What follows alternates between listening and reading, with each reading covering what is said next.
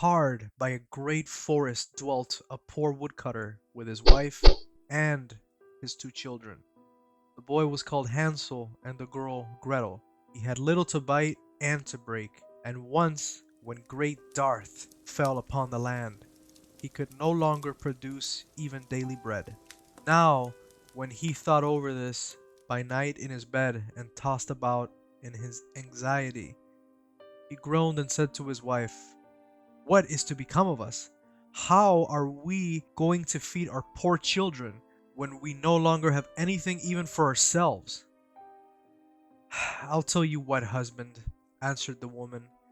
"Early tomorrow morning we will take the children out into the forest to where it is the thickest.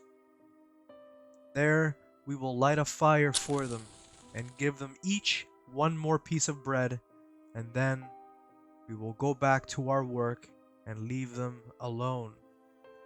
"But they will not find the way home again, and we shall be rid of them?" "No, wife," said the man, "I will not do that. How can I bear to leave my children alone in the forest? The wild animals would soon come and tear them to pieces." "Oh, you fool," said she, "then we must all four die of hunger. You may as well plane the planks for our coffins." And she left him no peace until he eventually consented. "But I do feel very sorry for the poor children." "All the same," said the man. The two children had also not been able to sleep for hunger, and had heard what their stepmother had said to their father. Gretel wept bitter tears and said to Hansel, "Now all is over with us." "Be quiet, Gretel," said Hansel. "Do not distress yourself. We will soon find a way to help us." And when the old folks had fallen asleep, he got up, put on his little coat, opened the door below, and crept outside. The moon shone brightly, and the white pebbles which lay in front of the house glittered like real silver pennies. Hansel stooped and stuffed the little pocket of his coat with as many as he could get in. Then he went back and said to Gretel, "Be comforted, dear little sister, and sleep in peace. God will not forsake us." And he lay down again in his bed. When day dawned, but before the sun had risen, the woman came and awoke the two children, saying, "Get up, you sluggards! We are going into the forest to fetch wood." She gave each a little piece of bread and said, "There is something for your dinner, but do not eat it before then, for you will get nothing else." Gretel took the bread under her apron, as Hansel had the pebbles in his pocket. Then they all set out together on the way to the forest.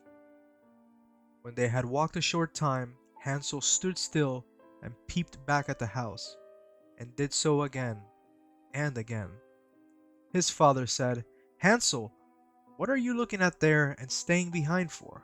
Pay attention and do not forget how to use your legs." "Ah, father," said Hansel, "I am looking at my little white cat, which is sitting up on the roof and wants to say goodbye to me." The wife said, "Fool, that is not your little cat. That is the morning sun which is shining on the chimneys." Hansel, however, had not been looking back at the cat, but had been constantly throwing one of the white pebble stones out of his pocket on the road. When they had reached the middle of the forest, the father said, "Now, children, pile up some wood, and I will light a fire that you may not be cold."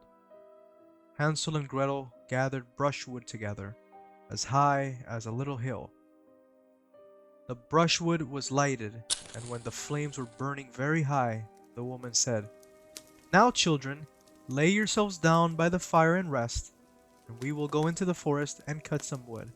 When we have done, we will come back and fetch you away."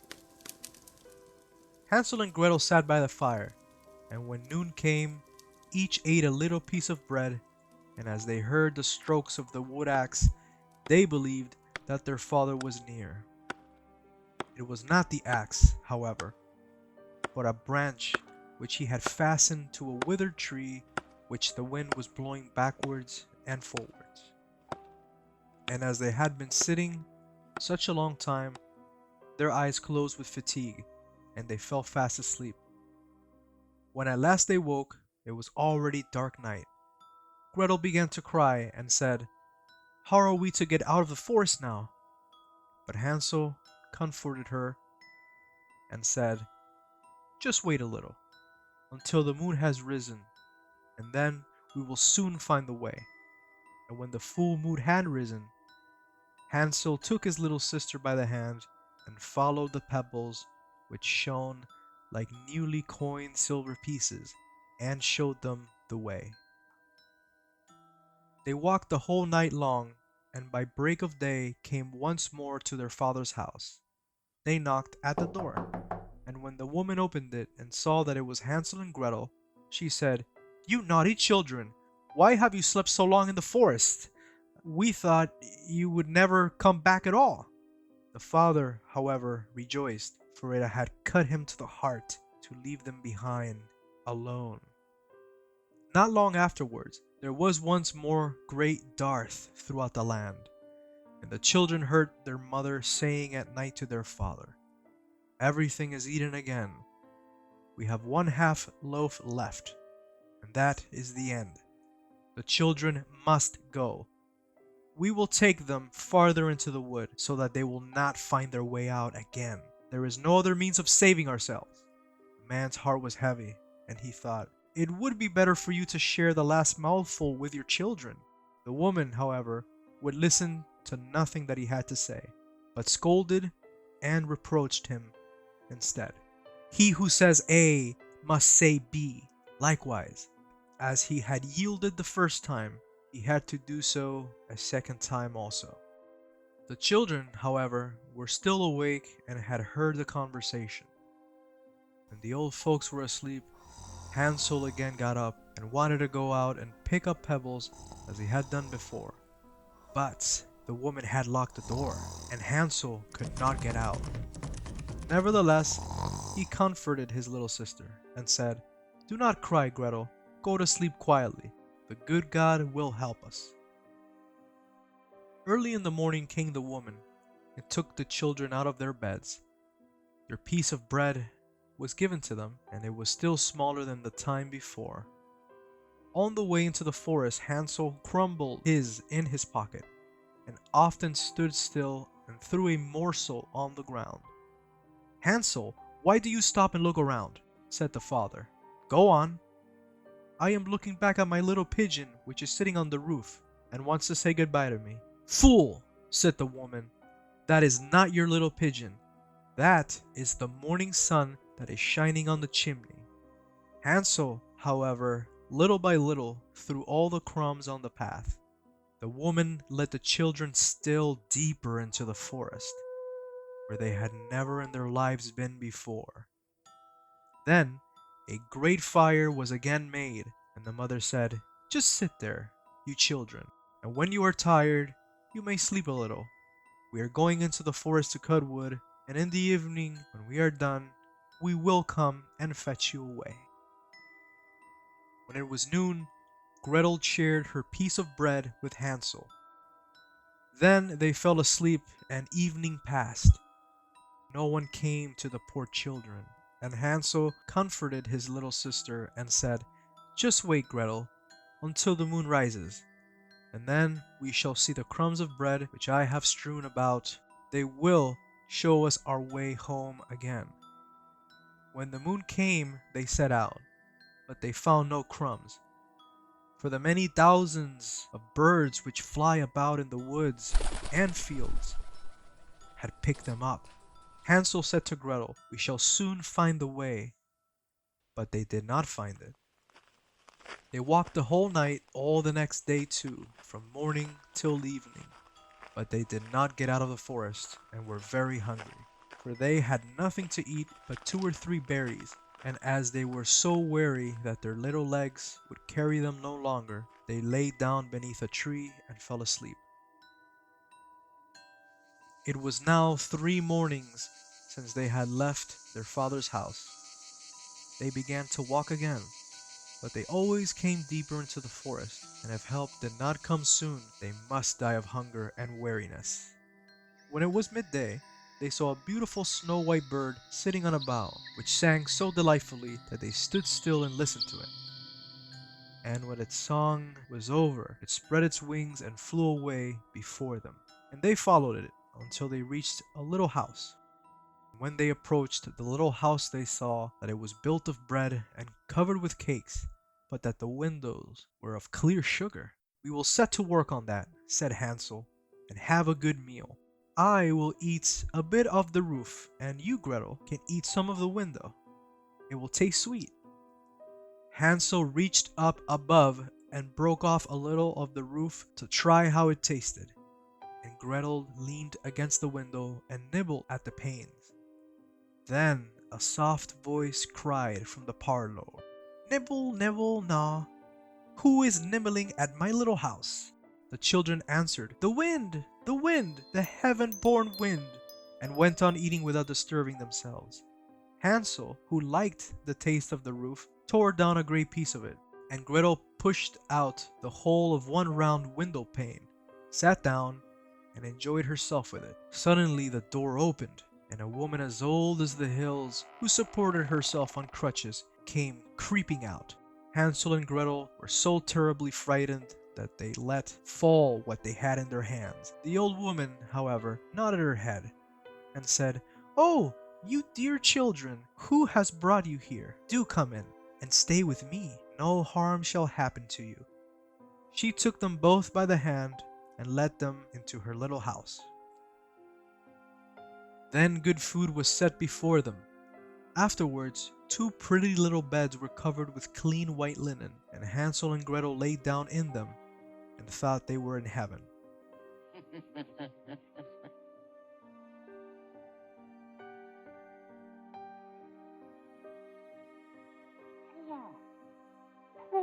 The old woman had only pretended to be so kind. She was in reality a wicked witch, who lay in wait for children, and had only built the little house of bread in order to entice them there. When a child fell into her power, she killed it, cooked and ate it, and that was a feast day for her. Witches have red eyes and cannot see far, but they have a keen scent like the beasts. When Hansel and Gretel came into her neighborhood, she laughed with malice and said mockingly, "I have them, and they shall not escape me again." Early in the morning, before the children were awake, she was already up. When she saw both of them sleeping and looking so pretty, with their plump and rosy cheeks, she muttered to herself, "That will be a dainty mouthful." Then she seized Hansel with her shriveled hand, carried him into a little stable, and locked him behind a grated door. Scream as he might, it would not help him. Then she went to Gretel, shook her till she awoke, and cried, "Get up, lazy thing, fetch some water, and cook something good for your brother. He is in the stable outside. When he is fat, I will eat him." Gretel began to weep bitterly, but it was all in vain, for she was forced to do what the wicked witch commanded. And now the best food was cooked for poor Hansel, but Gretel got nothing but crab shells. Every morning the woman crept to the little stable and cried, "Hansel, stretch out your little finger that I may feel if you soon be fat." Hansel, however, stretched out a little bone to her, and the old woman, who had dim eyes, could not see it, and thought it was Hansel's finger, and was astonished there was no way of fattening him. When 4 weeks had gone by, and Hansel still remained thin, she was seized with impatience and would not wait any longer. "Now then, Gretel, stir yourself, and bring some water. Let Hansel be fatter. Tomorrow I will kill him and cook him." Ah, how the poor little sister did lament when she had to fetch the water, and how her tears did flow down her cheeks. "Dear God, do help us," she cried. "If the wild beasts in the forest had but devoured us, we should at any rate have died together." "Just keep your noise to yourself," said the old woman. "It won't help you at all." Early in the morning, Gretel had to go out and hang up the cauldron with the water and light the fire. "We will bake first," said the old woman. "I have already heated the oven and kneaded the dough." She pushed poor Gretel out to the oven, from which flames of fire were already darting. "Creep in," said the witch, "and see if it is properly heated, so that we can put the bread in." And once Gretel was inside, she intended to shut the oven and let her bake in it, and then she would eat her too. But Gretel saw what she had in mind, and said, "I do not know how I am to do it. How do I get in?" "Silly goose," said the old woman, "the door is big enough. Just look, I can get in myself." And she crept up and thrust her head into the oven. Then Gretel gave her a push that drove her far into it, and shut the iron door, and fastened the bolt. Then she began to howl quite horribly, but Gretel ran away, and the godless witch was miserably burnt to her death. Gretel, however, ran like lightning to Hansel, opened his little stable, and cried, "Hansel, we are saved! That old witch is dead!" Then Hansel sprang like a bird from its cage when the door is opened. How they did rejoice and embrace each other! And as they had no longer any need to fear her, they went into the witch's house, and in every corner there stood chests full of pearls and jewels. "These are far better than pebbles," said Hansel, and thrust into his pockets whatever could be got in. And Gretel said, "I too will take something home with me," and filled her pinafore full. "But now we must be off," said Hansel, "that we may get out of the witch's forest." When they had walked for 2 hours, they came to a great stretch of water. "We cannot cross," said Hansel. "I see no foot plank and no bridge, and there is also no ferry," answered Gretel. "But a white duck is swimming there. If I ask her, she will help us over." Little duck, dost thou see? Hansel and Gretel are waiting for thee. There's never a plank or bridge in sight. Take us across on thy back so white." The duck came to them, and Hansel seated himself on its back, and told his sister to sit by him. "No," replied Gretel, "that will be too heavy for the little duck. She shall take us across one after the other." The good little duck did so, and when they were once safely across, and had walked for a short time, the forest seemed to be more and more familiar to them, and at length they saw from afar their father's house. Then they began to run, rushed into the parlor, and threw themselves round their father's neck. The man had not known one happy hour since he had left the children in the forest. The woman, however, was dead. Gretel emptied her pinafore until pearls and precious stones ran about the room, and Hansel threw one handful after another out of his pocket to add them. Then all anxiety was at an end, and they lived together in perfect happiness. One bite, and all your dreams will come true. Really?